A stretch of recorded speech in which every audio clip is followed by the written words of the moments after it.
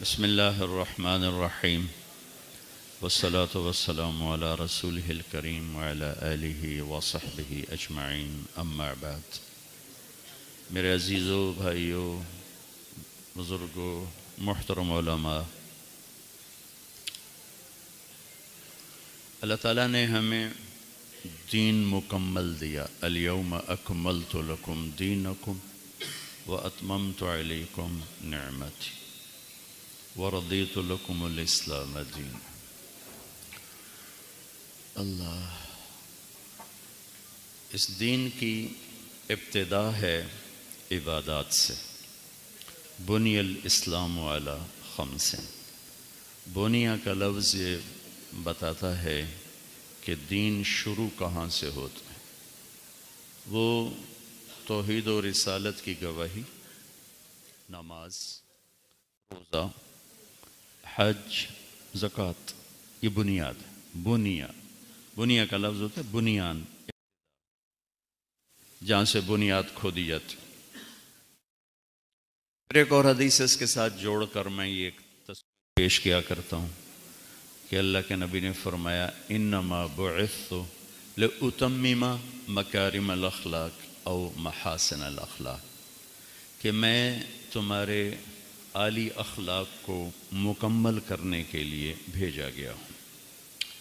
تو یہ اتمم اور بنیا، ان دونوں کو جوڑ کر یہ میں بات کیا کرتا ہوں کہ دین شروع ہوتا ہے عبادات سے اور مکمل ہوتا ہے اخلاق پر۔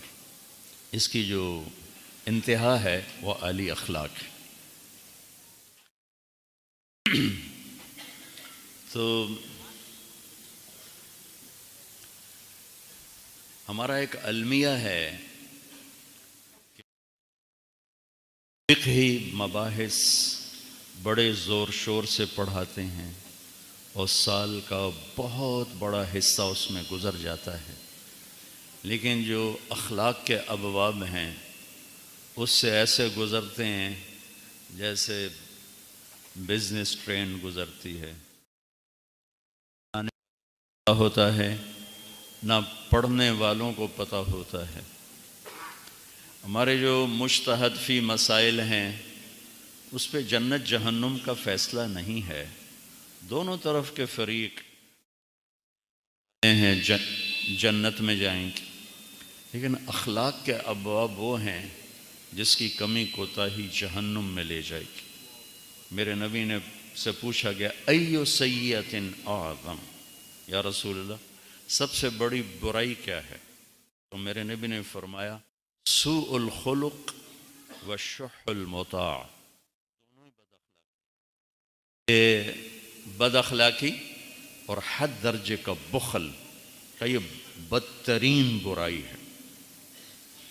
تو پھر پوچھا گیا ایو حسنۃ اعظم، سب سے بڑی نیکی کیا ہے؟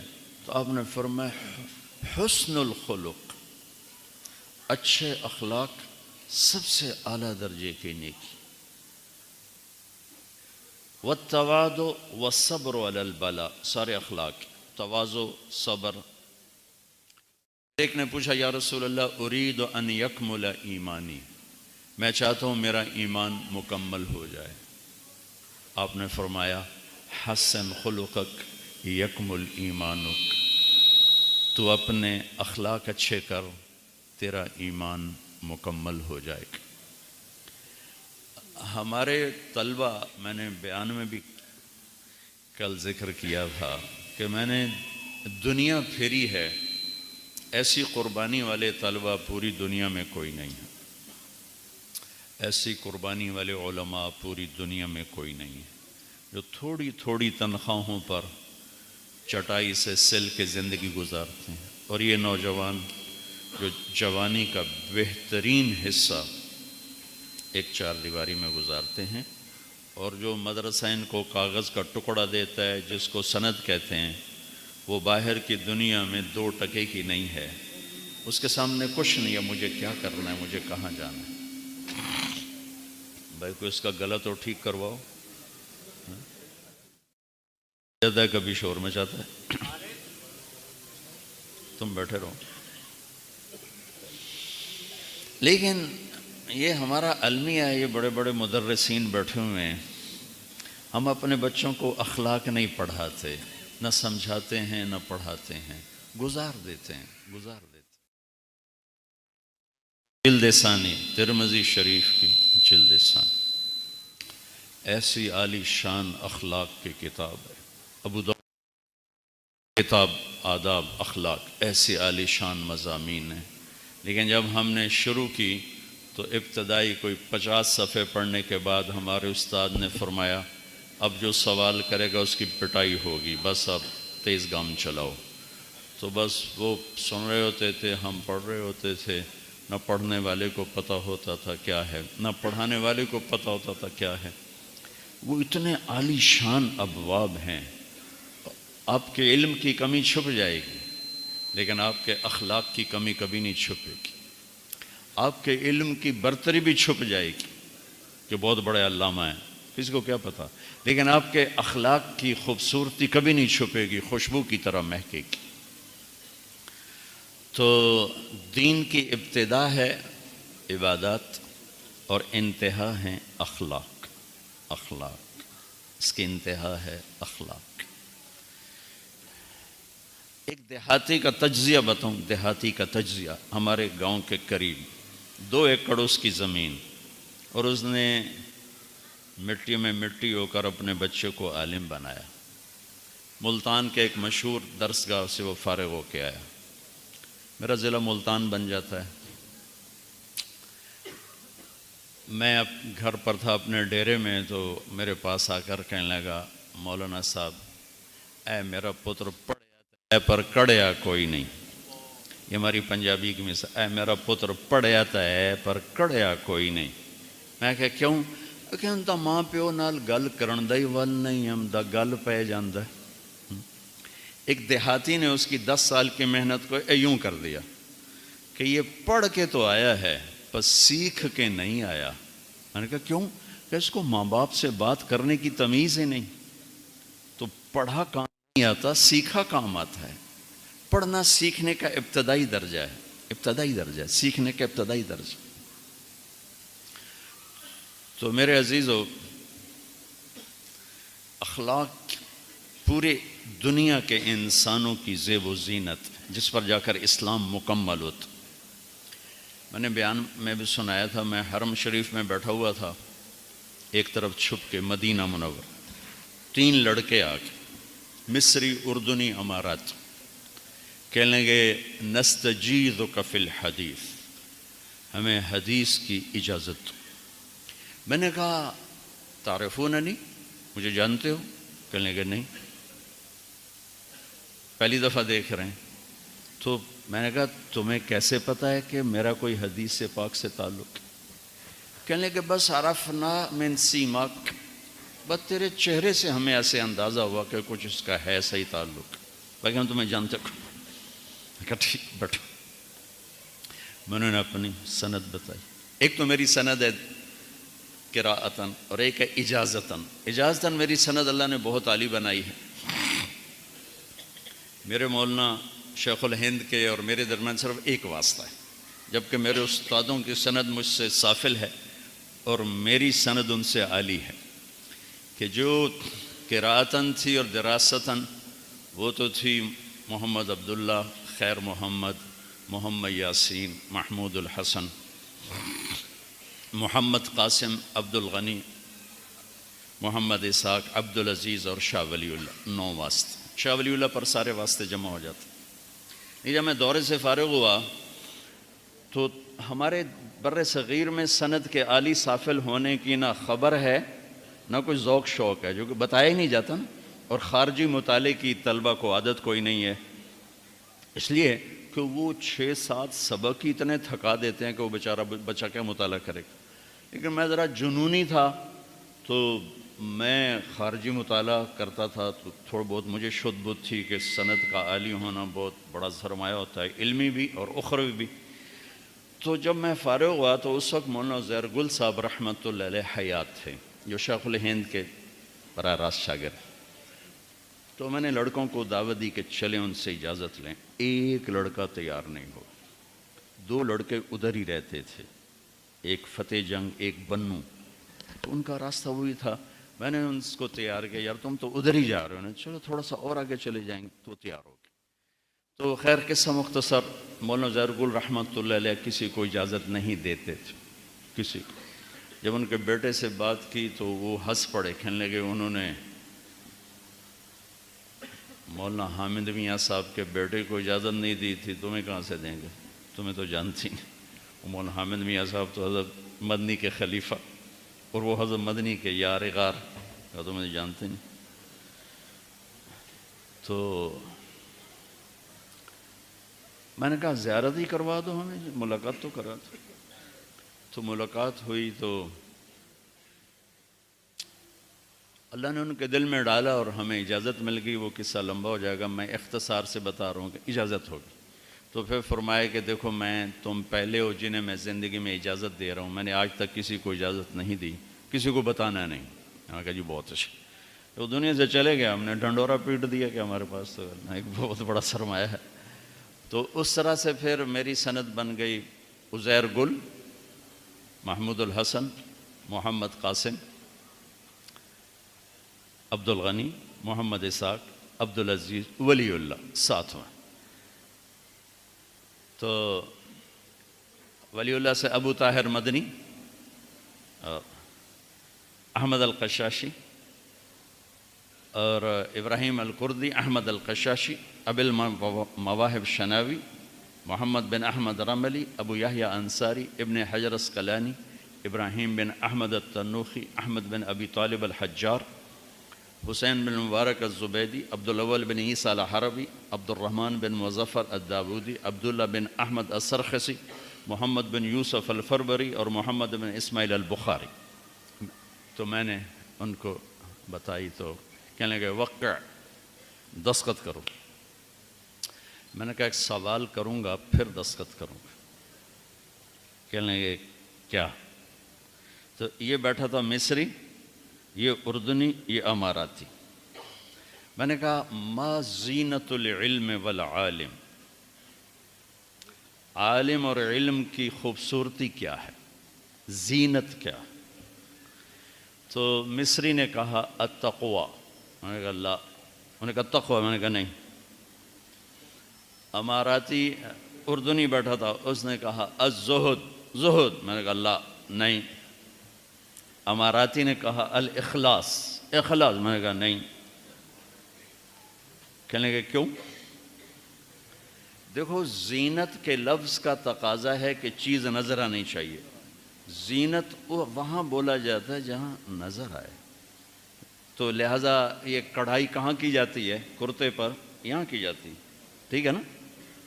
ادھر کی جاتی ہے، کندھوں میں کی جاتی ہے، یہاں کی جاتی ہے، جہاں سے نظر آئے، جہاں سے نظر آئے۔ زینت کے لفظ کا مقتضا ہے کہ چیز نظر آنی چاہیے۔ کوئی بنیان پہ کڑھائی کرتا ہے پھر کرتے اٹھا کے دکھاتا پھر اے دیکھو، بنیان پہ تو نہیں ہوتی نا، کہ دیکھو لفظ زینت وہاں بولا جاتا ہے جہاں چیز نظر آئے، نظر ہی نہیں آتی۔ التقویٰ ہا ہونا، تقویٰ اندر، زہد ایک کیفیت ہے، اندر ایک آدمی بڑا مالدار ہے پر زاہد ہے، ایک آدمی بڑا فقیر ہے پر حریص ہے، لہذا زہد کا تعلق کوئی پھٹے کپڑوں سے نہیں اور اعلیٰ پوشاک کا تعلق کوئی حرص و ہوس سے نہیں۔ بھئی میں نے کہا تھا یہ دروازہ مت کھولو، کیوں مجھے ڈسٹرب کر؟ جو دیر سے ہے ادھر بجا کے بیٹھے، مجمع کا حق مارا جاتا ہے اس طرح۔ تو اخلاص ایسی چیز ہے جو بالکل ہی داخل، وہ تو خود صاحب معاملہ کو نہیں پتا کہ میرے اندر اخلاص ہے یا نہیں، مرنے پہ پتہ چلے گا۔ اس سے پہلے مفتی نعیم کیا دعویٰ کر سکتا ہے، طارق جمیل کیا دعویٰ کر سکتا ہے، مینگل صاحب کیا دعویٰ کر سکتے ہیں؟ یہ تو موت پہ پتہ چلے گا کہ میں مخلص تھا یا کوئی اور تھا۔ تقویٰ تو پتہ چلتا ہے گناہ سے بچ رہا ہے، حرام سے بچ رہا ہے، اتق المحارم، حرام کردہ چیزوں تقوی والا ہے، دنیا سے بے رغبت ہے، پتہ چلتا ہے زاہد ہے۔ لیکن اخلاص ایسی باریک چیز ہے جو موت پہ جا کے یہ راز کھلے گا کہ کیا میں اللہ کے لیے کر رہا تھا یا کوئی اس میں کوئی اور چیز بھی شامل تھی. لہذا میں نے کہا بچوں، تقوی علم کی صفت ہے، عالم کی صفت ہے، زہد علم کی صفت ہے، عالم کی صفت ہے، اخلاص علم کی صفت ہے، عالم کی صفت ہے، زیب و زینت نہیں ہے. کہنے کے پھر آپ بتائیں. میں نے کہا علم ہو یا عالم ہو، اسلام ہو یا مسلم ہو، ایمان ہو یا مومن ہو، دعوت ہو یا داعی ہو، تبلیغ ہو یا مبلغ ہو، اور چاہے عام انسان ہو، سب کی زیب و زینت اچھے اخلاق ہیں. مسلم و کافر، مومن و صالح و طالح، عالم و ان پڑھ، قاری و امی، سب کی زیب و زینت جس سے سارے عیب چھپ جاتے ہیں وہ اچھے اخلاق ہیں. اور سب کی بدصورتی، سب کی بدصورتی جس میں ساری صفات چھپ جاتی ہیں وہ برے اخلاق. برے اخلاق شکل و صورت کا حسن چھین لیتے ہیں، عہدے مرتبوں کی ہیبت چھین لیتے ہیں، رشتوں کی محبت چھین لیتے ہیں برے اخلاق، خون کی رنگت کو بدل دیتے ہیں برے اخلاق. اور اچھے اخلاق وہ بہار ہے جس پہ خزاں آتی نہیں، وہ پھول ہے جو مرجھاتا نہیں، وہ خوشبو ہے جس کی مہک ختم نہیں ہوتی، آخری سانس تک اچھے اخلاق مہکتے ہیں مہکتے ہیں. میرے بھائیو، دنیا پھری ہے، نمازی بھی کروڑوں ہیں، روزے دار بھی کروڑوں ہیں، حج عمرے والے بھی کروڑوں ہیں، تہجد گزار بھی کروڑوں ہیں، سخی بھی لاکھوں کروڑوں ہیں. نہیں ملتے تو اچھے اخلاق والے نہیں ملتے، وہ ہزار بھی نہیں ملتے. 1 کروڑ اکٹھے کروں تو ایک بھی نہیں نکلے گا، ایک بھی نہیں نکلے گا. 1 کروڑ مسلمان اکٹھے کروں اس میں سے 30 لاکھ نمازی نکل آئیں گے، 2-3 لاکھ علماء نکل آئیں گے، 40-50 لاکھ روزے والے نکل آئیں گے، 10-15 لاکھ زکوٰۃ دینے والے نکل آئیں گے. 1 کروڑ میں ایک اخلاق والا نہیں ہے. عورتیں اکٹھے کر لو، مرد اکٹھے کر لو، عرب اکٹھے کر لو، عجم اکٹھے کر لو، ہم فقیر ہو چکے ہیں اخلاق کے لحاظ سے. اور گھر آباد ہوتا ہے اخلاق سے. وہ مولوی کا گھر ہو، وہ مفتی کا گھر ہو، وہ علامہ کا گھر ہو، وہ تاجر زمیندار کا گھر ہو، وہ سندھی بروہی مکرانی بلوچی پنجابی پٹھان کا گھر ہو، وہ مالدار اور فقیر کا گھر ہو، گھروں کو صرف اچھے اخلاق آباد کرتے ہیں. نہ مال و متاع، نہ زر جواہر، نہ عہدے نہ مرتبے، نہ شکل نہ صورت، نہ خاندان نہ نسب، نہ گھر نہ عمارتیں، نہ گاڑیاں نہ سواریاں. گھروں کی آبادی صرف اچھے اخلاق سے ہے، صرف اچھے اخلاق سے ہے، صرف اچھے اخلاق سے. اور کسی بھی گھر کی بربادی کے پیچھے ایک ہی سبب نظر آتا ہے: برے اخلاق، برے اخلاق، برے اخلاق. ایک لطیفہ بھی ہے، حقیقت بھی ہے. ایک شخص نے مجھ سے پوچھا، مولانا یہ مدرسے کے طلبوں میں غصہ بہت ہوتا، مدرسے کے طلبہ میں، کالج کے لڑکوں میں اتنا غصہ نہیں ہوتا جتنا مدرسے کے طلبہ میں غصہ ہوتا ہے. میں نے کہا بیچارے معذور ہیں، پہلے دن پڑھتے ہیں ضرب یضرب ضربا فہو ضارب، وہ پہلے دن ہی مار پٹائی سنتے ہیں، ضرب زید ضرب زید ضرب زید ضرب، بیچارے مار مور کے وہ مزاج ہی بن جاتا ہے ضرب یضرب ضربا اضرب ولا تضرب. خیر یہ تو اس کے لیے لطیفہ تھا، لیکن حقیقت یہ ہے کہ آپ ہمارے اہل مدارس جیسی قربانی شاید ہی دنیا میں کوئی دے رہا ہو علم کے لیے، لیکن صرف فقہی مباحث ہیں، فقہی مباحث ہیں.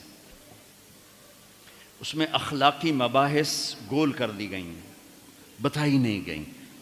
ماں کے ساتھ کیا کروں، باپ کے ساتھ کیا کروں، بیوی شادی ہو رہی، فرحان نام ہے تمہارا، شادی ہو رہی، بیوی کے ساتھ کیسے چلنا ہے، کیا اخلاق ہیں، کیا ضابطے ہیں، کیا اصول ہیں. کسی کو ساتھ لے کے چلنا ہے، اکیلے چلنا تو آسان ہوتا، کسی کو ساتھ لے کے چلنا. ایک کوئی علماء عذاب بہت گزرے ہیں اور صوفے عذاب بھی گزرے ہیں، تو کسی ایک جن کی شادی نہیں تھی تو ایک کا انتقال ہوا، بڑے اللہ کے وہ نیک پیارے بندے تھے. کسی نے پوچھا انتقال کے بعد خواب میں ملے، حضرت آپ کے ساتھ کیا ہوا؟ کہ اللہ نے میری بخشش فرما دی، لیکن ایک شادی شدہ مسلمان بچوں کو اوئے ہوئے، بچوں کی پرورش اور تربیت میں جو مشقت اٹھاتا ہے اس پہ جو جنت ہے اس کی مجھے ہوا بھی نہیں لگی، اس کی مجھے ہوا بھی نہیں لگی۔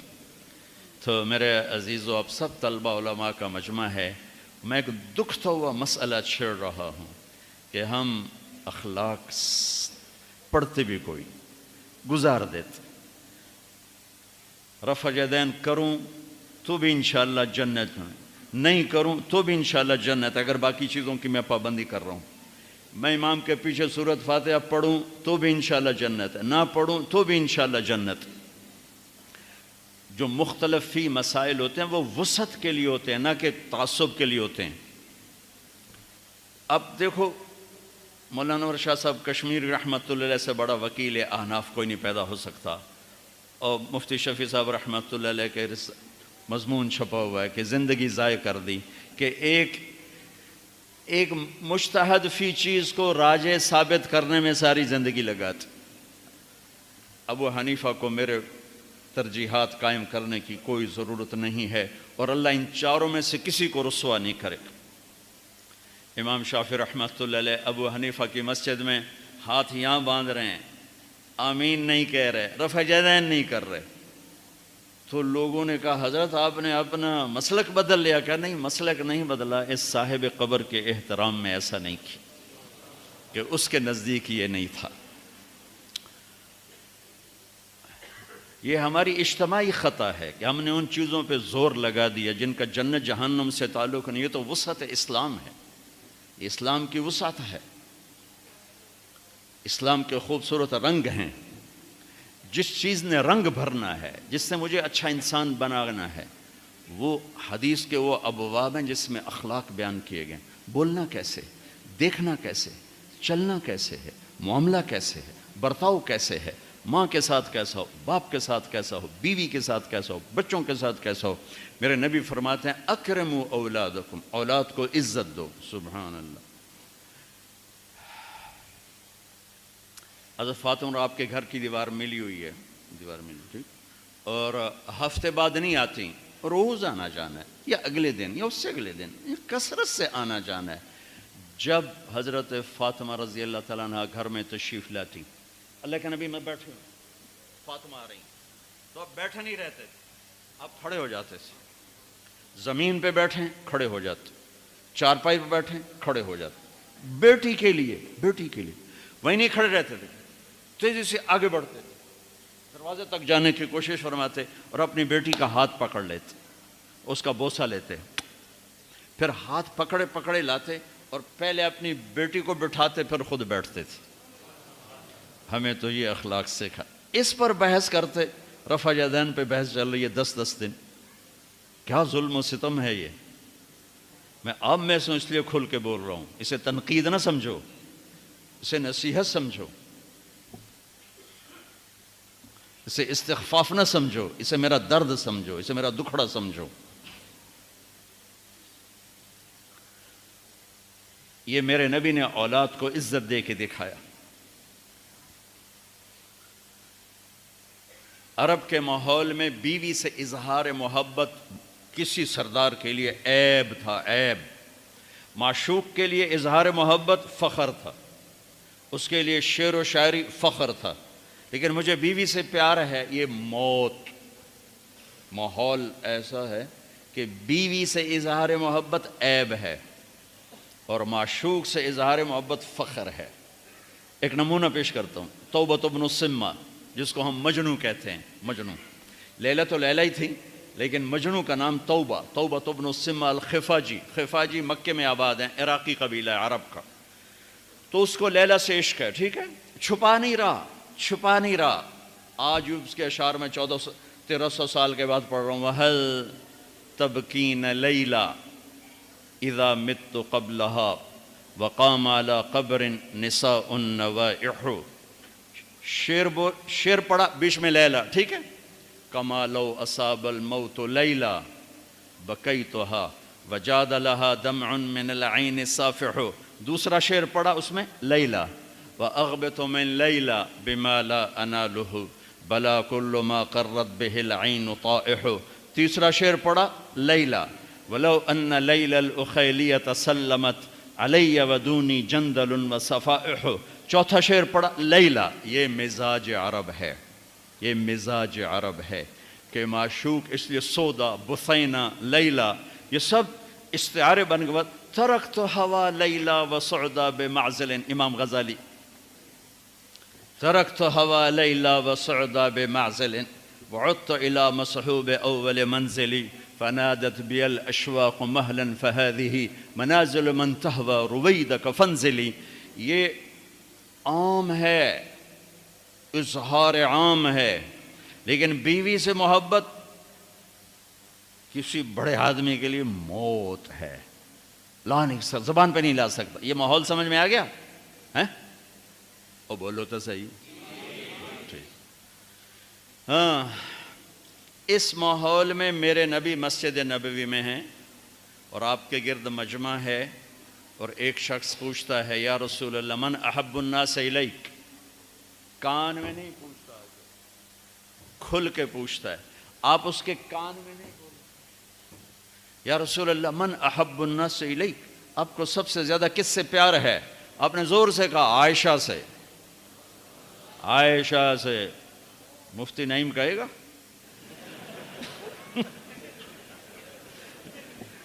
آپ نے کہا عائشہ سے. وہ تو ہل گئے. یہ کیا ہوا؟ انہوں نے سوال بدلا. یا رسول اللہ میرا مطلب تھا من الرجال، میں وہ نہیں پوچھ رہا، میں پوچھ رہا ہوں مردوں میں کس سے پیار ہے. تو میرے نبی نے نبض دیکھ لی کہ اس کو ہضم نہیں ہوا، تو اب آپ نے کہنا تھا ابو بکر، تو آپ نے کہا عائشہ کے ابا سے. ہاں ابوہا، ابوہا. مجھے پتا ہے، میں سمجھ گیا ہوں تو کیا کہاں سے بول رہا ہے. مجھے عائشہ کے ابا سے پیار ہے. یہ حدیثیں پڑھانے کی تھیں کہ جب اس بچے کی شادی ہوتی اسے پتہ ہو مجھے کسی کی بیٹی کو لے کے کیسے چلنا ہے.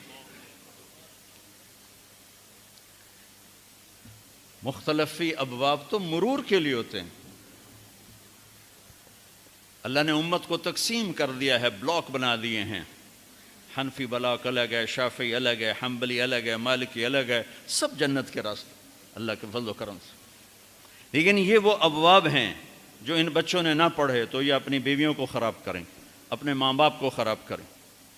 میں نے ایک دفعہ اپنے استاد سے کہا استاد جی آپ نے ہمارے اندر تبلیغ اتار دی اور اللہ کی ذات سے امید ہے کہ اللہ مرتے دم تک کسی پہ چلائے گا، لیکن آپ نے ہمیں کبھی ماں باپ کی عظمت نہ بتائی، گھر کی زندگی نہ بتائی. میرا زمیندارہ ماحول تھا، میری ماں میرا باپ مجھے ٹینڈ کرانے کو ناپسند کرتے تھے. تو اب ہمارے ہاں اس طرح پھراؤ اس طرح پھراؤ. ہم نے اسے ہی سنت سمجھ یہ تو بدعت ہے. میرے نبی نے تو صرف عمرے کے لیے ٹینڈ کروائی ہے اور یا حج کے لیے کروائی ہے، باقی تو بال ہی رکھے ہیں. تو جب میری ماں کہتی ٹینڈ نہ کرو میں اس طرح پھرا کے آ جاتا. تو اتنا مجھے کوستی، اتنا وہ غمگین ہوتی. تو میں نے کہا اتنی گندی سی بات پر میں اپنی ماں کو دکھ دیتا رہا. پتہ ہی کوئی نہیں تھا، پتہ ہی کوئی نہیں تھا. جبکہ میرے نبی فرما رہے ہیں کہ میں عشاء کی نماز میں کھڑا ہوتا اور سورۃ فاتحہ پڑھ رہا ہوتا، ادھر سے میری ماں مجھے پکارتی تو میں اس کے لیے نماز توڑ دیتا. یہ مضامین پڑھانے کے. اور جب آپ حج پہ تشریف لے گئے، 12,000 کا مجمع لے کر نکلے آپ 25 ذوالقعدہ کو. اب وہاں پر پہنچتے پہنچتے میرا خیال ہے 60-70 ہزار ہو گیا ہوگا، یا کم و بیش 40-50 ہزار. اب ذوالحلیفہ، پھر ملل، پھر روحہ، پھر افایا، پھر عرج، پھر عصفان، اور پھر مرہ ظہران اور صرف اور بیروزی طوا. 8ویں رات آپ مکہ میں داخل ہوئے. یہ آپ کا روٹ میں نے آپ کو بتایا حج کا. ابوا میں آپ کا قیام تھا ابوا بستی میں، لیکن ابوا کے پہاڑوں میں میرے نبی کی ماں سوئی ہوئی ہے. جب آپ کا قافلہ اس جگہ پہنچا تو آپ نے اونٹنی کو قصوہ پہ سوار تھے پہاڑوں میں موڑ دیا. نئے لوگ کہنے لگے یہ کہاں جا رہے ہیں؟ راستہ تو یہ ہے. پرانے لوگوں کو پتہ ہے ماں کی قبر پہ جا رہے ہیں. اپریل کا مہینہ، چلچلاتی کڑکتی دھوپ، ننگے سر ہیں آپ. میں نے زیارت کی ہے اس جگہ کی. تو وہ اتنا اونچا پہاڑ ہے جتنا یہ مولانا کی مسجد کا گنبد ہے، نیچے سے اتنا اونچا ہے، وہاں جا کر اونٹنی کو بٹھایا، اوپر چڑھے، جیسے کچھ کم ہوگا، تو ماں کی قبر کے سرانے جا کے یوں بیٹھے، گھٹنے اٹھائے، ہاتھ یہاں رکھے اور سر یہاں دیا، دیکھو مجھے سر، جیسے چھوٹے بچے نہیں رونے کے لیے گھٹنے اٹھاتے ہیں، سر اوپر رکھتے ہیں، پھر یوں بازو اوپر رکھ کے سر نیچے رکھتے ہیں، یہ اس کیفیت میں میرے نبی قبر کے سرانے بیٹھے اور روتے روتے روتے داڑھی آنسوں سے تر کرتے، اور پھر فرمایا کہ میں آج رات ادھر ہی قیام کروں گا۔ آپ آگے نہیں گئے، وہاں قیام کیا، کچھ نے آپ کے ساتھ قیام کیا، کچھ آگے چلے گئے۔ تو میرے عزیزو، زندگی میں سب سے خوبصورت سرمایہ ایمان کے بعد وہ اچھے اخلاق ہیں۔ میری عبادت کی کمی چھپ جائے گی، میرے علم کی کمی چھپ جائے گی، لیکن میرے اخلاق کی کمی نہیں چھپ سکتی۔ میری عبادت کی کثرت چھپ جائے گی، میرے علم کا ذخار ہونا چھپ جائے گا، لیکن میرے حسن اخلاق نہیں چھپ سکتے۔ یہ خوشبو ہے پھیل کے رہتی، اور برے اخلاق بدبو ہے جو پھیل کے رہتی۔ تو ایمان شروع ہوتا ہے، اسلام شروع ہوتا ہے عبادات سے، مکمل ہوتا ہے اخلاق سے، ٹھیک ہے؟ اخلاق، اور اخلاق مکمل کس سے ہوتے ہیں؟ حیا سے۔ والحیاء شعبۃ من الایمان، اس کو الگ ذکر کرنے میں بہت بڑا پیغام ہے۔ حیا، حیا، حیا، اسلام مکمل ہوتا ہے اخلاق پر، اخلاق مکمل ہوتے ہیں حیا پر، اور حیا مکمل ہوتا ہے نکاح پر۔ جس معاشرے میں نکاح نہیں ہوتا وہاں زنا پھیلتا ہے، جب زنا پھیلتا ہے تو اللہ کی پھٹکار برستی ہے، اور قوموں کی قومیں، نسلوں کی نسلیں برباد ہو جاتی ہیں۔ جس معاشرے میں بد کرداری پھیل جائے، فحاشی پھیل جائے۔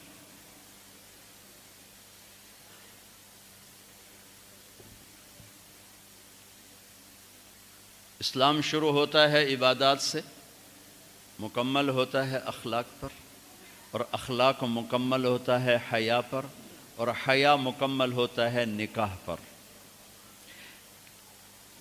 کبھی نکاح کے لفظ پہ غور کیا کہ نکاح کا مطلب کیا ہے؟ میرا ایک ذوق ہے، میرے پاس ٹائم ہو تو ہمت نہیں، ہمت ہو تو ٹائم نہیں، سفر، لوگوں کی وقت بے وقت ملاقاتیں، مسلسل سر درد، اس نے مجھے بہت محبوس کر دیا ہے۔ تو ایک ذوق تو ہے، ایک فغان بے شرر سینے میں باقی رہ گئی، سوز بھی رخصت ہوا جاتی رہی تاثیر بھی۔ بڑی محنت سے پڑھا تھا، نصاب کو حفظ کیا تھا، یاد کیا، تکرار نہیں، سن رہے ہو؟ تکرار نہیں، حفظ، یاد کیا، یاد کیا۔ منطق جیسے فضول کو یاد کیا، جو غبی کو سمجھ میں نہیں آتا اور عقل مند کو ضرورت کوئی نہیں۔ ابن تیمیہ فرماتے ہیں غبی کو سمجھ میں نہیں آتا اور سمجھدار کو ضرورت کوئی نہیں۔ یاد کیا، زبان یاد کی، سلم یاد کی، یاد کی۔ تو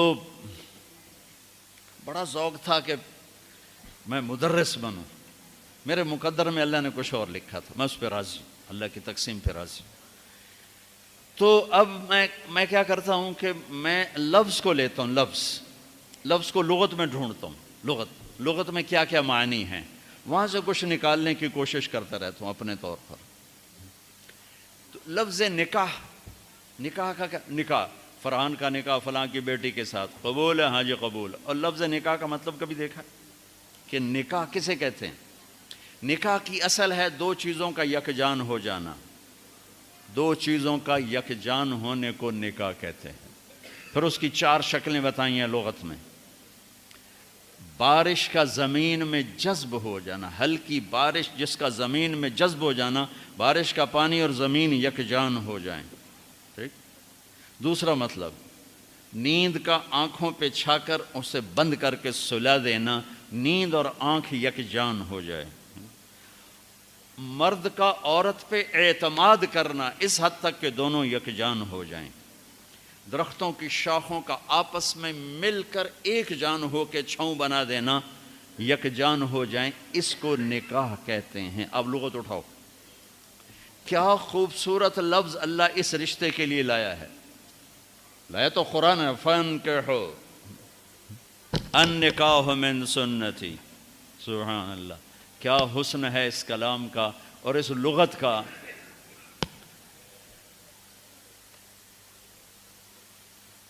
اب ہماری عربی رہ گئی ہے وہ پٹھان کی اردو والی۔ ایک پٹھان مرید ہوا جا کے مرزا مظہر جانے جانا رحمۃ اللہ علیہ دلی میں، وہ بڑے نفیس بزرگ تھے، تو تھوڑی تھوڑی وہاں رہتے رہتے اردو بھی سیکھ گیا۔ تو وہ بیٹھا تھا تو انہوں نے کہا خان صاحب وہ سرائی اٹھا کے لاؤ۔ سرائی، اس زمانے میں سراہی کے پیندے کو دلی کی زبان میں پیٹ کہتے تھے، پیٹ، پیٹ بھی پیندہ بھی ایک چیز۔ تو جب وہ زور سے اٹھا تو حضرت کو خیال آیا کہیں یہ پٹھان آدمی سراہی توڑ نہ دے، تو انہیں پیچھے سے کہا خان صاحب پیٹ پکڑ کے اٹھائیو۔ تو اس نے ایک ہاتھ سے سراہی پکڑی، ایک ہاتھ سے پیٹ پکڑی۔ تو ہماری عربی تو پٹھان کی اردو والی، ہمیں قرآن کے حسن کا کیا پتہ یا حبیب کے کلام کی خوبصورتی کا کیا پتہ۔ ہم اس نابینا کی طرح ہیں جو بڑے خوبصورت منظر میں کھڑا ہے پر اسے نظر کچھ نہیں آتا۔ سبحان اللہ، بارش کا زمین میں جذب ہو کے ایک جان ہو جانا، دو زندگیوں کا حسن سلوک سے ایک جان ہو جانا نکاح ہے۔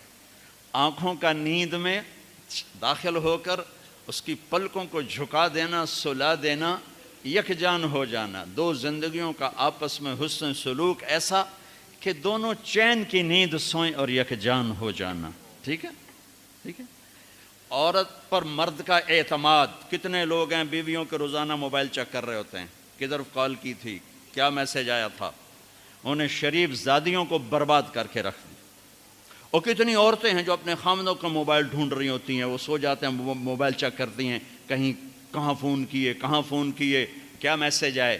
اس بد اعتمادی نے کتنے گھر اجاڑ دیے۔ ابھی ایک طلاق ہوئی ہے میری اپنی فیملی میں، ابھی طلاق ہوئی، کہ اس کم بخت کو اتنا شک تھا، اتنا شک تھا کہ متقی ترین بچی کو اس نے طلاق دے دی، شک۔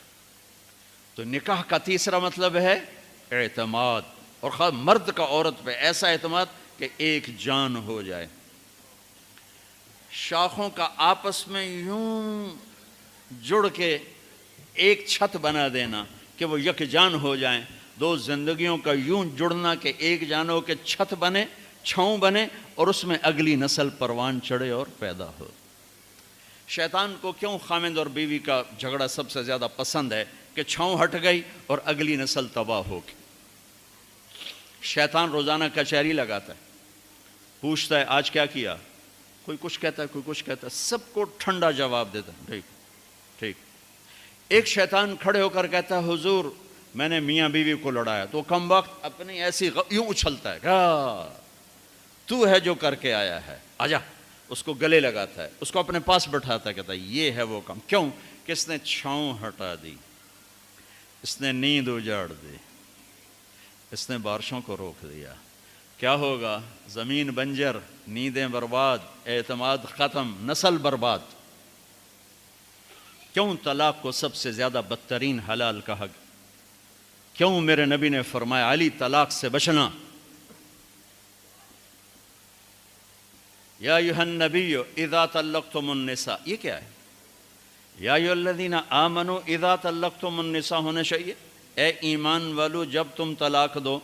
دیکھو ماشاءاللہ سب طلبہ علماء بیٹھے ہو، یا ایھا الذین آمنوا اذا طلقتم النساء جوڑ لگتا ہے، اے ایمان والو جب طلاق دینے لگو۔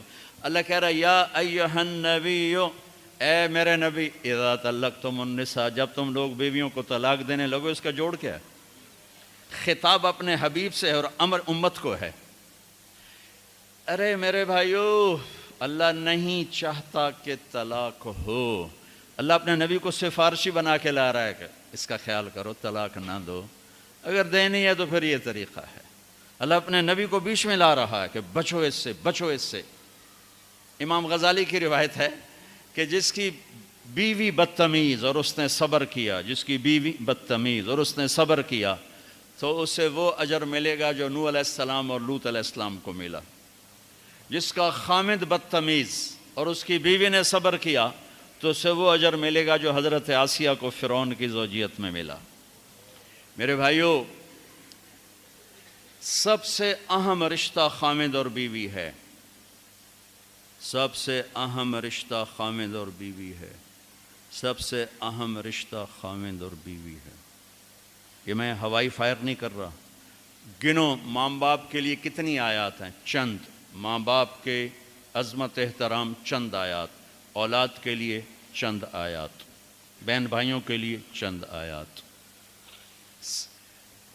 لیکن خامد اور بیوی کے لیے سینکڑوں آیات ہیں، پورا مضمون چلتا ہے، پوری سورت چلتی ہے کہ ایک گھر کیسے آباد ہو۔ قرآن نے کس رشتے پر زور دیا وہی اہم ہوگا۔ کسی رشتے کو اپنی نشانی نہیں بتایا، کسی رشتے کو اپنی نشانی نہیں بتایا۔ میں نے ماں باپ دیے، میری بہت بڑی نشانی، میں نے اولاد دی، میری بہت بڑی نشانی۔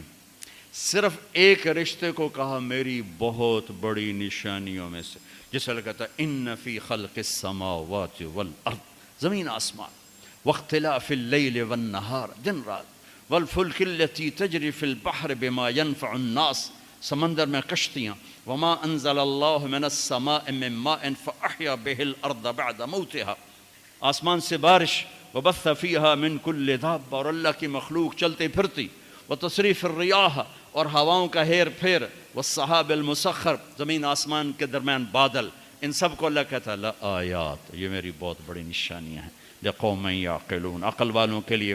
اب اس طرح اللہ نے خامد بیوی کے رشتے کو بھی فرمایا کہ میری بہت بڑی نشانی ہے، اور اپنی نشانیوں میں لائے من آیاتہ، میری بہت بڑی نشانی کیا؟ ان خلقکم من تراب ثم اذا انتم بشر تنتشرون، میری کتنی بڑی نشانی ہے کہ مٹی کا بنا طارق جمیل بول رہا ہے، اور مٹی کے بنے یہ منظور مینگل جیسے علامہ بیٹھے ہوئے ہیں۔ یہ کتنی بڑی نشانی ہے کہ سارے مٹی کے بنے ہوئے، اور کیا ان سے نکل رہا ہے، کیا بول رہے ہیں، کیا چل رہے ہیں۔ ٹھیک ہے، اللہ کہتا ہے میری نشانی ہے۔ اگلی آیت چھوڑ دو، اس سے من آیاتہ خلق السماوات والارض واختلاف السنتکم والوانکم، میری بہت بڑی نشانی ہے کہ میں نے زمین آسمان بنائے، تمہاری زبانیں الگ، تمہارے چہرے الگ۔ اس سے اگلی من آیاتہ منامکم باللیل والنہار وابتغاؤکم من فضلہ، میری بہت بڑی نشانی سلا دیتا ہوں، اٹھا دیتا ہوں، رزق کو زمین میں ڈال دیا، تم نکالتے پھرتے ہو۔ من آیاتہ یریکم البرق خوفا وطمعا، میری بہت بڑی نشانی بادل، بجلی، بارش، گرج، چمک، کڑک، اجتماع میں کتنی بارش ہوئی، سب بھیگے پڑے تھے بیچارے۔ من آیاتہ ان تقوم السماء والارض بامرہ، میری کتنی بڑی نشانی ہے کہ زمین آسمان کھڑے ہوئے ہیں، قائم ہیں۔ ٹھیک ہو گیا، میں نے ایک آیت چھوڑ دی تھی۔ جب میں نے کہا مٹی سے انسان نشانی، میرے دماغ نے کہا واقعی۔ جب میں نے کہا زمین آسمان میرے رب کی نشانی، میرے دل نے کہا بالکل صحیح۔ جب میں نے کہا سونا اٹھنا، رزق کی تلاش میرے اللہ کی نشانی، میرے دل نے کہا بالکل صحیح۔ جب میں نے کہا آسمان سے بارش، بجلی، گرج، چمک میرے رب کی نشانی، ہاں بہت بڑی نشانی۔ زمین آسمان قائم ہیں، میرے رب کی نشانی، ہاں بہت بڑی نشانی۔ اب میں وہ آیت پڑھنے لگا جو میں نے چھوڑ دی، جس کو نہ میرا کبھی دل مانا نہ کبھی دماغ مانا کہ اچھا یہ بھی اللہ کی نشانی ہے۔ یہ بھی کیا ہے؟ من آیاتہ ان خلق لکم من انفسکم ازواجا لتسکنوا الیہا وجعل بینکم مودۃ ورحمہ ان فی ذلک لآیات لقوم یتفکرون۔ میری بہت بڑی نشانی کہ میں نے خامد اور بیوی کا رشتہ بنایا، اور اس میں 3 چیزیں ڈالیں، سکون ڈالا، محبت ڈالی، ہمدردی کو ڈالا۔ اولاد سے گھر بھرا ہو، بیوی نہ ہو تو کہتا گھر ہی ویلا پہ، گھر ہی ویلا پہ، پوتے پوتیاں ہوں خامد نہ ہو تو بیوی کہتی گھر ہی سونا ہے، گھر ہی سونا ہے. لِتَسْكُنُوا إِلَيْهَا. ایک لفظ ہے للعالمین،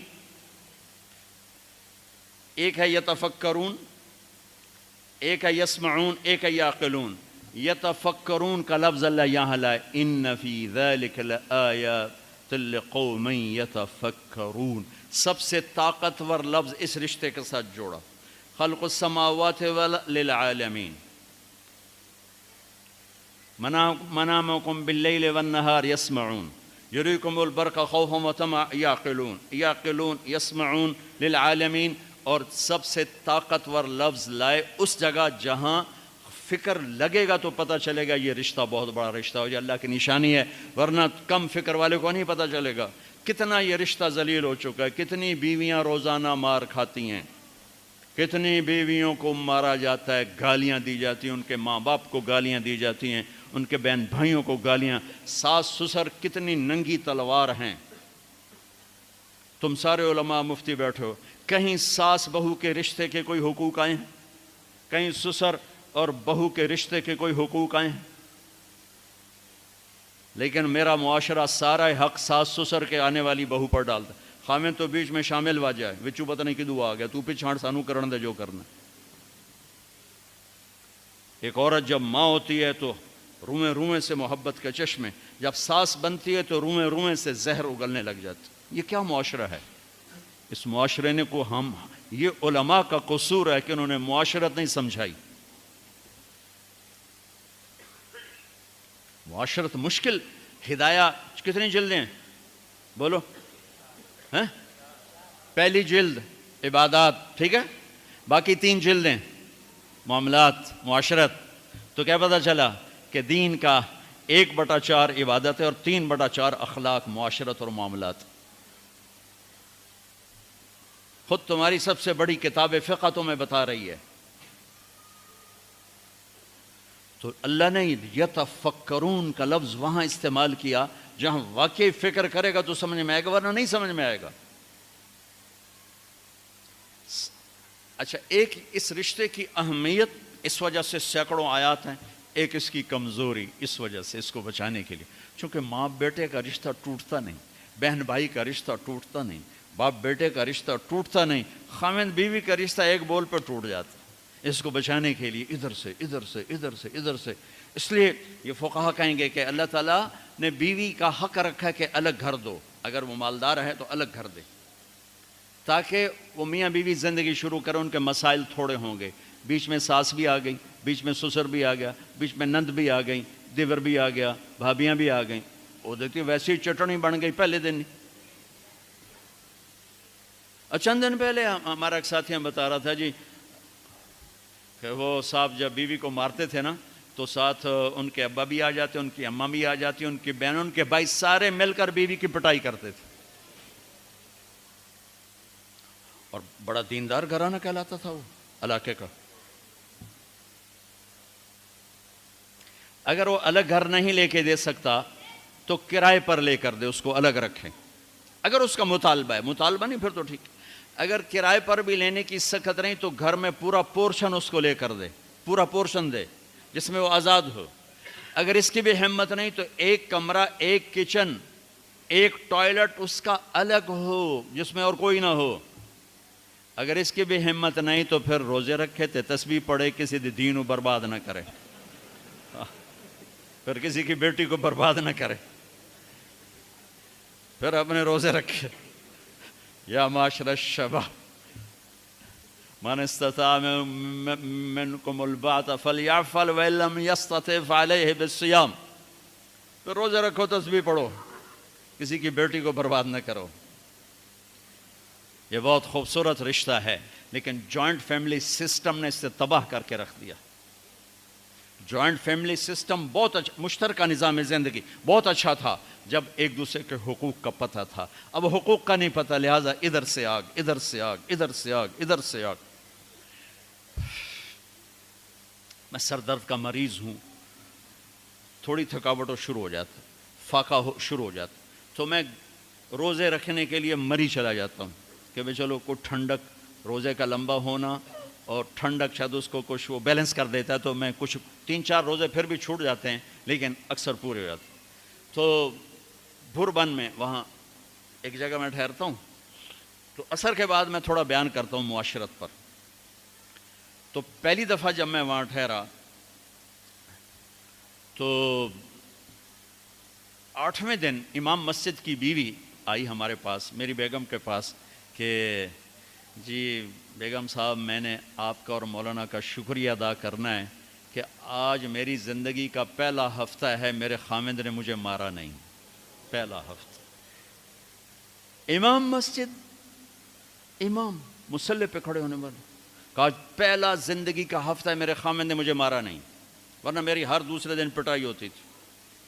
اور 10ویں دن امام صاحب خود آ گئے، کہا مولانا صاحب ہمیں پتہ ہی نہیں تھا زندگی کیسے گزار، ہمارے جو ماحول میں تھا ہم وہی کر رہے تھے۔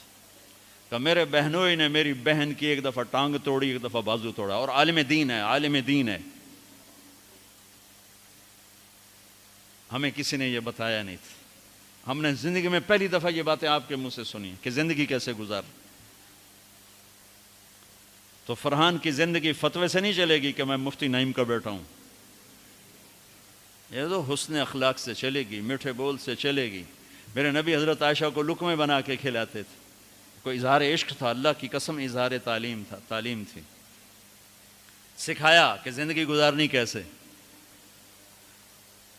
ان کو آٹا گوندھ کے دیتے تھے، چونکہ ابھی شروع میں ان کو آٹا گوندنا نہیں آتا تھا، تو آٹا گوندھ کے دیتے تھے، اور عرب بڑی بڑی بوٹیاں پکاتے تھے، تو حضرت عائشہ بوٹی اٹھا کے ایسے نوچتیں اور پھر رکھ دیتیں، تو اللہ کے نبی بوٹی اٹھا کر جہاں سے حضرت عائشہ نے نوچا ہوتا تھا وہاں سے نوچ نوچ کے دکھا کے کھاتے تھے۔ میرے رب کی قسم اظہار یہ ہمیں تعلیم دی ہے کہ زندگی کیسے گزاریں۔ پھر بڑے بڑے پیالے ہوتے تھے پانی پینے کے، چھوٹے گلاس نہیں، چھوٹا گلاس تو بخل کی نشانی، اب تو اور چھوٹے ہو گئے کہ کپ کو گلاس بنا دیا۔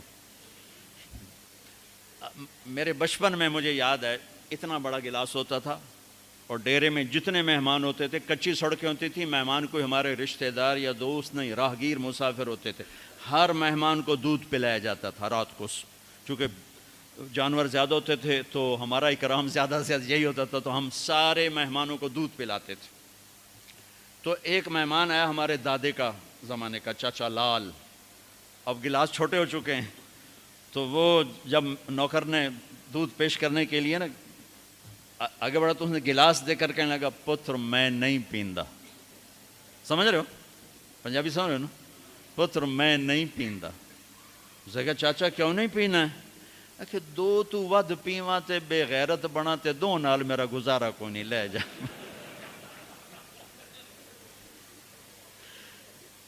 تو بخل کا زمانہ آ گیا، چھوٹی چھوٹی گلاسیں آ گئی، تو بڑے بڑے گلاس ہوتے تھے، تو اما عائشہ رضی اللہ عنہا پانی پی رہے ہیں، رکھ دیا، میرے نبی اٹھا کر جہاں حضرت عائشہ کے ہونٹ لگے ہوتے تھے وہاں ہونٹ رکھ کے پانی پیتے تھے۔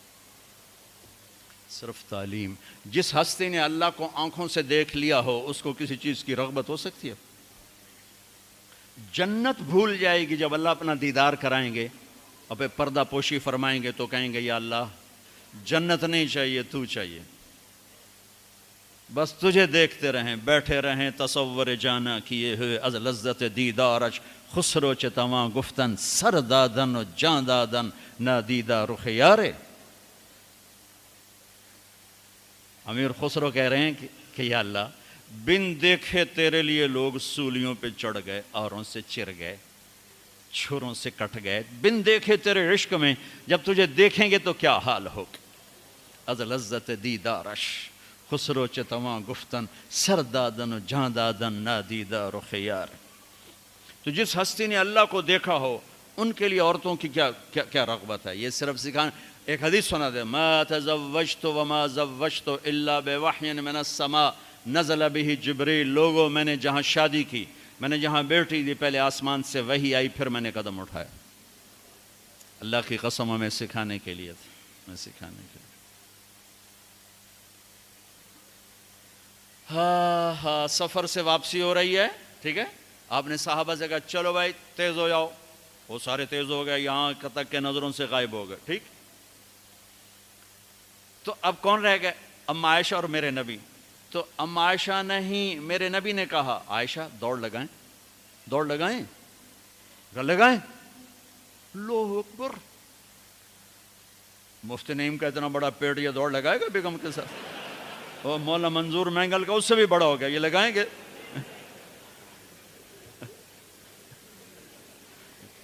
تو عائشہ دوڑ لگائیں؟ کہا جی لگائیں۔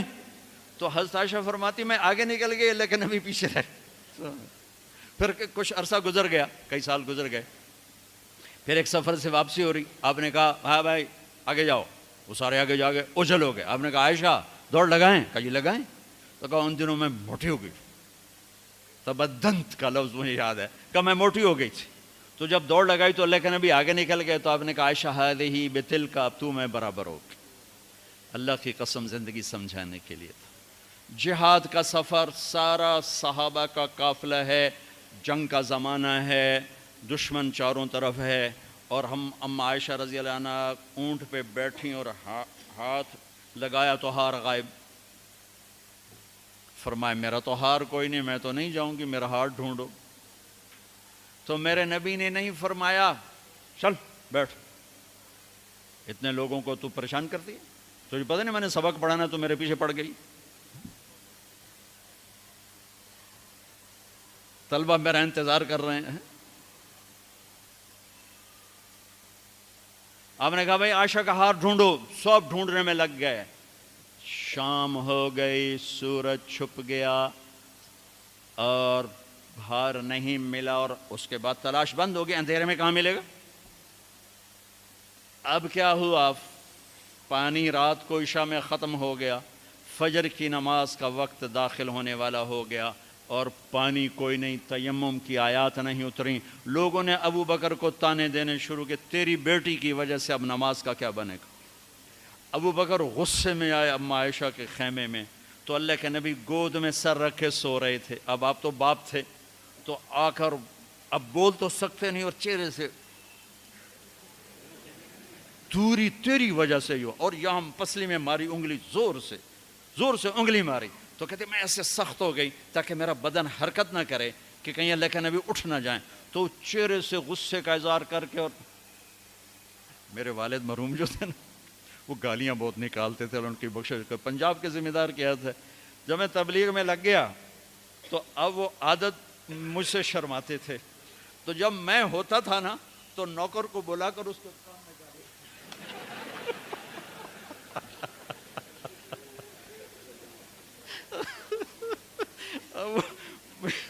جوانی کی عادت بڑھاپے میں تو جا نہیں سکتی تھی، تو پھر آہستہ آہستہ گالیاں اپنا کوٹا پورا کر لیتے تھے۔ تو ابوبکر صدیق رضی اللہ عنہ میں کہ کہیں بھائی اللہ کے نبی اٹھنے کرتے رہو، انگلی مارتے رہے، تو اللہ نے آیات تیمم اتار دی۔ اس موقع پر تیمم کی آیات پہلی دفعہ 8000 سال میں یہ ہونے لگا ہے۔ بھلا مٹی سے آدمی صاف ہوتا ہے اور گندا ہو جاتا ہے؟ اللہ کہا نہیں نہیں، فتیمم، چلو تیمم کرو۔ اب سارے صحابہ میں خوشی کی لہر، اور سعد بن عبادہ کہنے لگے اے آل ابو بکر، یہ پہلی تو نعمت نہیں ہے جو تمہارے گھرانے کے طفیل ہمیں ملی ہے، اس سے پہلے بھی بڑی نعمتیں تمہارے گھر کی طفیل ہمیں ملی ہیں۔ اللہ نے تیمم کی آیت اتار دی۔ میرے نبی نے قافلے کو نہیں چلایا، یہاں تک کہ حضرت عائشہ نے کہا اچھا یا رسول اللہ اب چلیں، ہار کو چھوڑیں۔ پھر میرے نبی چلے، اور جب اونٹنی کو اٹھایا تو ہار اس کے نیچے پڑا ہوا تھا، وہ سارا باہر ڈھونڈتے رہے، ہار نیچے چلا گیا تھا گر کر۔ یہ میرے نبی کی زندگی ہے، یہ مینگل صاحب سے کہتا ہوں پڑھائیں، مفتی نعیم سے کہتا ہوں یہ زندگی پڑھائیں، کہ ان کی بیویاں ان کو دعائیں دیں، ان کے ماں باپ ان کو دعا دیں، ان کی اولاد ان کو دعا دے۔ وہ باپ نہیں ہے جس کو دیکھ کے بچے ڈر جائیں، وہ تھانے دار ہے، تھانے دار بیٹھا ہوا ہے۔ وہ استاد نہیں جس کو دیکھ کے شاگرد ڈر جائے، وہ تھانے دار ہے۔ وہ خامد نہیں ہے جس کو دیکھ کے بیوی سہم جائے، وہ تھانے دار ہے۔ خامد وہ ہے جس کو دیکھ کے بیوی خوش ہو، باپ وہ ہے جس کو دیکھ کے اولاد خوش ہو، استاد وہ ہے جس کو دیکھ کے شاگرد خوش ہو۔ اپنے مصنوعی روب جمانا کہ استاد کی ہیبت ہونی چاہیے، ارے ہیبت، محبت ہونی چاہیے، محبت سے علم منتقل ہوتا ہے، ہیبت سے نہیں ہوتا، محبت سے۔ محبت سے جا کر فریکوینسی ملتی ہے، کال ملتی ہے، اور پھر جذبات منتقل ہوتے ہیں تو محبت بٹھانے کے چکر میں۔ تو گھروں کی آبادی کا تعلق میرے عزیزو وہ حسن سلوک، بیوی کے سلوک اچھا ہو، بیوی کے اخلاق اچھے ہوں، گھر آباد، خامند کے اخلاق اچھے ہوں، گھر آباد ہے۔ اولاد سے حسن سلوک ہو، اولاد پہلے 10 سال اولاد کو دے دو، ساری زندگی تمہیں دے گے۔ 3 سال کا بچہ اسکول ڈال دیتے ہیں، 3 سال کے بچے کو روتے ہوئے بھیجتے ہیں، روتے ہوئے لاتے ہیں، اس کے دل میں ماں باپ کی نفرت جمنا شروع ہوتی۔ میں 11 سال کا تھا جب میرے باپ نے مجھے گاؤں سے سینٹرل ماڈل اسکول لاہور بھیجا کہ اس کو ڈاکٹر بنانا ہے۔ 11 سال کی عمر ماں باپ سے جدا ہونے کی نہیں ہوتی۔ اللہ نے ہمیں ایک چھوٹی سی بادشاہت دی اپنے علاقے کی، اور وہاں میں ہاسٹل میں چلا گیا، روٹی کھانے جاؤ میس میں، اور کپڑے دھونے کے لیے دھوبی تلاش کرو، بستر خود اٹھاؤ، کپڑے خود سیٹ کرو۔ تو میں اندر سے ٹوٹ گیا، بکھر گیا، اور میرا دل ماں باپ کی محبت کے لیے مر گیا۔ پھر نہ زندہ ہو سکا، نہیں زندہ ہو سکا۔ میں اپنے بھائی پہ رشک کرتا تھا، وہ میٹرک تک ماں باپ کے ساتھ رہا، وہ ماں سے ایسے لاڈ کرتا تھا کہ میں اپنی بیگم سے کہتا یہ جیسے میرا بھائی ماں کے ساتھ کرتا ہے، میرے اندر یہ جھوک نہیں اٹھتی۔ میں نے اللہ کے فضل سے تبلیغ میں لگنے کے بعد نوکر کی طرح ماں باپ کی خدمت کی، لیکن دل نے ساتھ نہیں دیا کہ وہ شمع بجھی جل نہیں سکی۔ آج کے ماں باپ 3 سال کے بچے کو اسکول ڈال کے کیسے کہیں کہ ہمارا بچہ ہمارا فرما بردار ہو؟ نہ ماں نے گود دی، نہ باپ نے سایہ دیا۔ ایک ماں 2 بچے نہیں سنبھالتی، ایک ٹیچر 30 بچے کیسے سنبھالے گی تھوڑی تنخواہ کے ساتھ؟ تنخواہیں تھوڑی۔ ہمارے اسکول تو آج کل تعلیمی ادارے نہیں ہیں، کاروباری ادارے ہیں۔ ایک لطیفہ ہے، ایک مس نے بچوں سے کہا بچوں بولو CUP سپ، سپ سانپ، ٹھیک ہے نا، CUP سپ۔ لڑکوں نے کہا نہیں مس CUP تو کپ ہوتا ہے۔ کہا نہیں کہو CUP سپ۔ کہا نہیں مس CUP کپ ہوتا ہے۔ کہا بیٹو اتنی تھوڑی تنخواہ میں CUP سپ ہی رہے گا، کپ نہیں ہو سکتا ہے۔ تو ہمارے اسکولوں کی یہ تعظیم ہے، یہ اللہ کے بندے خود کروڑوں روپے کماتے ہیں اور امپلائز کو اتنا ہی بھی نہیں دیتے کہ روٹی ڈھنگ سے کھا سکے، تو انہوں نے بچوں کی تربیت کیا کرنی؟ انہوں نے بچوں کو کیا پڑھانا؟ جو ماں بچے کے لیے نہیں تھک سکتی۔ پھر اس موبائل نے اولاد ماں باپ کو ایک دوسرے سے کاٹ کے رکھ دیا۔ ہمارے فیصل آباد میں ایک خاتون اسکول ٹیچر اور خامند ان کے اچھے پوسٹ پر، تو وہ پیپر چیک کر رہی تھی، رونے لگی۔ تو ان کے خامند نے پوچھا کیوں رو رہی؟ اس نے ایک پیپر آگے کر دیا، رول نمبر ڈیش ڈیش۔ تو اس میں ایک تھا کہ آپ کیا بننا چاہتے ہیں، بچوں سے سوال آپ کیا بننا چاہتے ہیں؟ تو اس بچے نے لکھا تھا کہ I want to be a smart phone, میں اسمارٹ یہ موبائل بننا چاہتا ہوں، یہ آئی فون بننا چاہتا ہوں اور سیمسنگ فون بننا چاہتا ہوں، اس لیے کہ جب میں گھر آتا ہوں تو میں دیکھتا ہوں میری ماں مجھے اتنی توجہ نہیں دیتی جتنے اپنے موبائل کو دیتی ہے۔ جب میں اس سے بات کرتا ہوں تو مجھے نہیں دیکھتی، موبائل کو دیکھتی رہتی، مجھ سے باتیں کرتی ہے۔ اور جب میں اپنے ابا سے بات کرتا ہوں، اپنے لیپ ٹاپ پہ بیٹھا ہوتا ہے، وہ اسے دیکھتا رہتا ہے، مجھے توجہ نہیں دیتا۔ تو اس سے اچھا ہے کہ میں انسان کی بجائے ایک موبائل فون ہوتا کہ میرے ماں باپ مجھ سے پیار تو کرتے۔ تو اس نے میاں نے کہا تو اس میں رو کیوں رہے ہو؟ کہ یہ تیرے بیٹے کا پیپر ہے، یہ میرے تیرے بیٹے کا پیپر ہے، یہ میرے تیرے بیٹے کا پیپر ہے۔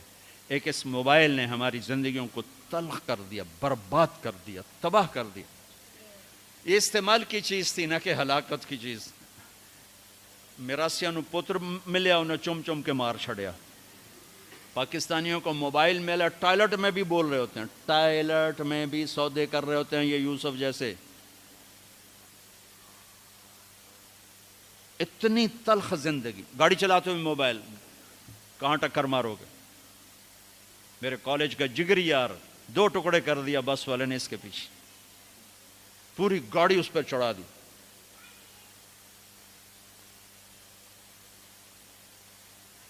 تو بھائیو میرے نبی کی زندگی سیکھو، زندگی سیکھو، زندگی سیکھو، زندگی سیکھو۔ تو یہ نکاح سے متعلق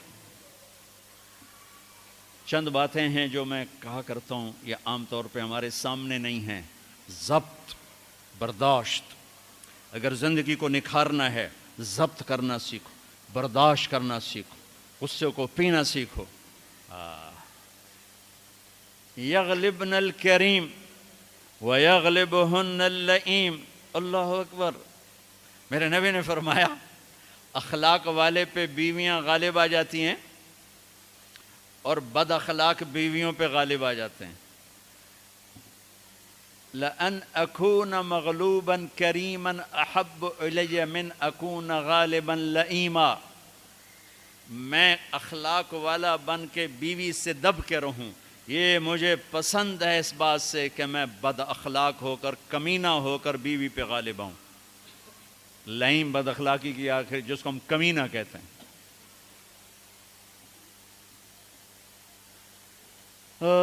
خیرکم خیرکم لأہلہ وأنا خیر لأہلی. میرے نبی نے فرمایا سب سے بہترین مسلمان وہ ہے جو بیوی سے اچھا سلوک کرے، اور میں تم میں سب سے اچھا سلوک کرتا ہوں اپنی بیویوں کے ساتھ. میمونہ رضی اللہ تعالیٰ عنہ کے گھر آپ کی باری ہے اور آپ کو پیشاب آیا، آپ اٹھے پیشاب کے لیے، پیچھے حضرت میمونہ کی آنکھ کھل گئی تو انہوں نے دیکھا بستر خالی، تو ان کو نفس نے چکر دے دیا. ان کے جی میں آیا کہ اللہ کے نبی مجھے چھوڑ کر کسی اور بیوی کے پاس چلے گئے. تو انہوں نے سوکن پنا غالب آیا. سوکن تو سوکن ہی ہوتی ہے. سو کن، یہ دو لفظ ہیں. سو کن، سو عدد ہے. کن کسے کہتے ہیں؟ یہ جو لوہار جب لوہے کو اس پر تیز کر رہا ہوتا ہے نا اپنے اس پر ہتھیار پر، تو اس سے شرارے نکلتے ہیں، لوہے کے باریک ذرے نکلتے ہیں. تو وہ باریک ذرہ جو آنکھ میں جا پڑے اس کو کن کہتے ہیں. وہ اتنا تیز ہوتا ہے کہ ایک آنکھ میں چلا جائے تو آدمی بے قرار ہو جاتا ہے. تو دوسری بیوی کو کہتے ہیں 100 لوہے کے ذرے جیسے کان میں آنکھ میں پڑ جائیں تو اس سے جتنی تکلیف ہوتی ہے. تو 100 کن تھی. انہوں نے کہا تھا مجھے چھوڑ کے دوسری بیوی، اور خیال تھا حضرت عائشہ کنڈی لگا تھی.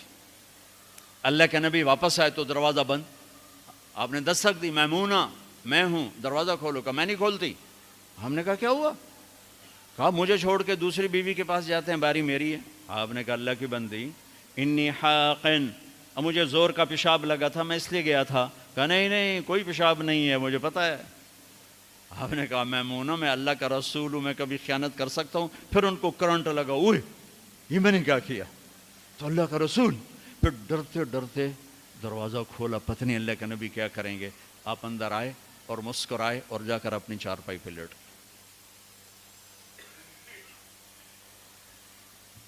تو میرے عزیزو، میرے بھائیو، کسی بھی انسان مرد عورت کی زندگی کی خوبصورتی، خوشحالی، خوشحال، خوش ایک کیفیت کا نام ہے، حال ایک لمحے کا لمحہ موجود کو حال کہتے ہیں. خوشی ایک کیفیت ہے. لوگ کیا سمجھتے ہیں؟ خوشحال ہے، پیسے بہت ہیں. میں نے تو کسی پیسے والے کو خوشحال نہیں دیکھا. سب کو میں نے اپنے مسائل کا میں گھرا ہوا دیکھا ہے. خوش اور حال دو لفظوں کو ملا کر گیا خوشحالی، خوشحال. ہر لمحہ موجود میں خوشی ہو، ہر لمحہ گزرنے والے میں خوش ہوں. اس کا تعلق میرے آپ کے اخلاق کے ساتھ ہے، پیسوں کے ساتھ نہیں، چیزوں کے ساتھ نہیں. تو بھائیو اپنے اخلاق بنائیں، میں بھی بناؤں، آپ بھی بنائیں. اور میرے نبی نے کہا علی میں تمہیں اولین و آخرین کے اخلاق بتاؤں. اولین و آخرین کا جی کیا ہیں؟ تصل من قطعک وتعطی من حرمک وتعفو عن من ظلمک. جو توڑے اس سے جوڑ، سبحان اللہ. جو نہ دے اس کو دے، جو زیادتی کرے اسے معاف کر. کہ یہ اولین و آخرین کے اخلاق. اور جو یہ سیکھ گیا، آپ نے کہا میں ضامن ہوں جنت الفردوس میں گھر لے کر دوں. اس کا نام تزکیہ ہے. اس کا نام اخلاق کی انتہا کا نام تزکیہ ہے. قلب جاری ہونے کا نام تزکیہ نہیں، اخلاق کی انتہا پر پہنچنے کا نام تزکیہ ہے. تو میرے عزیزو، اپنے آپ کو بھی سناتا ہوں، آپ کو بھی، فرحان کو بھی، سب کو، ہم اپنے گھروں کو خوبصورت بنائیں اچھے اخلاق کے ساتھ. جس کے اخلاق اچھے ہیں، جسے برداشت کرنا آتا ہے، تعریف کرو. اپنے بچوں کی تعریف کرو، اپنے شاگردوں کی کوئی خوبی دیکھو تعریف کرو، اپنی بیوی میں کوئی خوبی دیکھو تعریف کرو، اپنے ماں باپ میں کوئی خوبی دیکھو تعریف کرو. بیوی اپنے خاوند میں کوئی خوبی دیکھے تعریف کرے تو دل بڑا ہو جاتا ہے. خوشامد حرام ہے، تعریف حق ہے. جو آپ سنتے ہو حدیث پاک جو تمہارے منہ پہ تمہاری تعریف کرے اس کو منہ میں مٹی ڈالو. یہ اس سے مراد تعریف نہیں، خوشامد ہے. جو تمہاری خوشامد کرے اس کے منہ میں مٹی ڈالو. یحبون ان یحمدوا بما لم یفعلوا، یہ خوشامد ہے. تعریف کسی مسلمان کا جائز حق ہے اس کی خوبی پر. اپنی بھی وہ ڈاکٹر عبدالحی صاحب رحمۃ اللہ علیہ ایک مرید کے ہاں گئے کھانا کھانے، تو کھانا ان کو پسند آیا. انہوں نے مرید سے پوچھا کس نے بنایا؟ کہا جی میری بیگم نے بنایا. کہا بلاؤ. وہ بیگم آ گئی تو کہنے لگے بیٹی میں نے آپ کے ہاتھ کا پکا کھانا کھایا، بہت بڑھیا تھا، بہت پسند آیا، جزاک اللہ خیر جزاک اللہ خیر.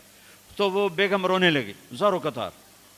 تو ڈاکٹر صاحب رحمۃ اللہ علیہ نے پوچھا بیٹی رونے کی کیا بات ہے؟ کہا حضور آپ کے مرید کے پاس 30 سال ہو گئے، 30 سال میں ایک لفظ کبھی میں نے اپنی تعریف کا نہیں سنا.